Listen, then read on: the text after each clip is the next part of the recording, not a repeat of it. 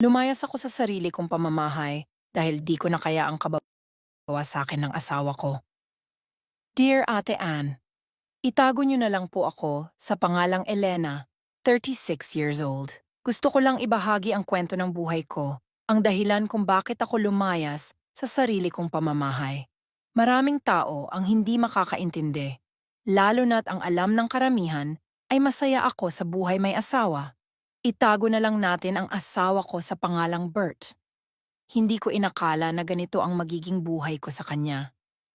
Noong una, Ate Ann, parang perfect lahat. Yung tipong fairy tale love story na laging pinapangarap ng bawat babae. Mabait, maalalahanin, at parang wala nang ibang lalaki sa mundo na ganito ka-ideal. Madalas akong kainggitan ng mga kaibigan ko. Sabi nila, jackpot daw ako. Nasa kanya na daw ang lahat gwapo, may trabaho at mapagmahal. Akala ko din noon, nakahanap ako ng lalaking susuportahan ako sa hirap at ginhawa.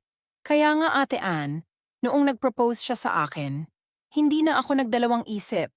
Sabi ko sa sarili ko, ito na yun, ito na yung forever ko. Pero Ate Ann, ilang linggo pa lang matapos ang kasal, unti-unti kong nakikita ang pagbana na ang siya kakikita ang pagbabago. Sa simula maliit na bagay lang, yung tipong napapansin ko na masyadong mainitin ang ulo niya sa mga simpleng bagay. Pero hindi ko agad pinansin. Sabi ko, baka normal lang yun, baka adjustment period lang namin sa buhay may asawa. Alam mo na, hindi naman lahat perpekto. Pero isang buwan lang ang lumipas Ate Ann at doon ko na nakita ang tunay na ugali niya.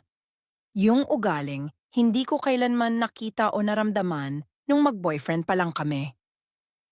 Isang gabi, nag-away kami, pero nung patulog na kami, doon nagsimula ang kaba akin. Pinagbigyan ko siya sa gusto niya, kasi akala ko yun ang paraan para maayos ang gusot namin. Pero habang ginagawa namin yun, niya ako sa habang na ako, ay niya muna ako, pagtapos niya akong ay doon na niya sinimulan ang hindi ko alam kung paano at bakit pero sobrang sakit ng ginawa niya. Para akong wala ng halaga sa kanya at parang hindi na ako isang tao kundi isang laruan na pwede niyang gamitin at matapos niyang gawin yun, nagsorry naman siya, nagmamakaawa at umiiyak pa. Sabi niya, hindi na mauulit. Pinatawad ko siya Ate Ann. Mahal ko kasi siya at umaasa akong kaya pa namin ayusin ang relasyon namin. Pero naulit-ulit. At hindi lang basta naulit, lumala pa. Tuwing tumatanggi ako sa gusto niyang binubu. At pagkatapos, uulit na naman siya sa ginagawa niyang ayan. Para akong nakakulong sa isang bangungot na paulit-ulit at walang katapusan. Ang pinakamasakit pa Ate Ann, alam ko na mag-asawa kami. Pero hindi ko na kayang ituring ang mga ginagawa niya bilang pagmamahal. Pero sa kabila ng lahat, hindi ko pa rin maiwan agad. Lagi kasi siyang nagmamakaawa, lumuluhod pa sa harap ko na parang nagbabago. Patawad dito, pangako doon.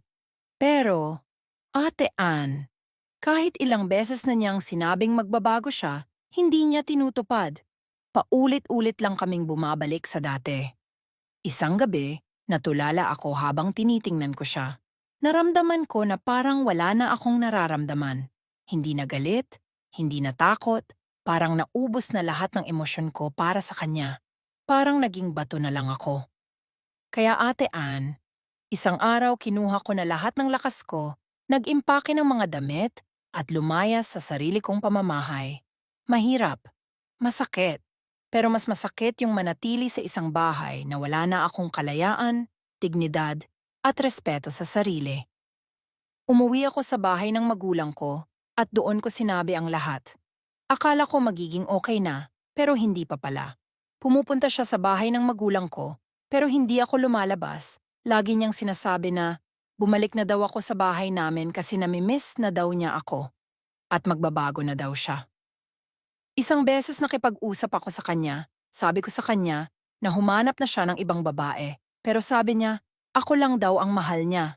Papatawarin ko pa ba siya Ate Ann at bumalik sa bahay namin? O hayaan ko na lang siya hanggang sa magsawa siya?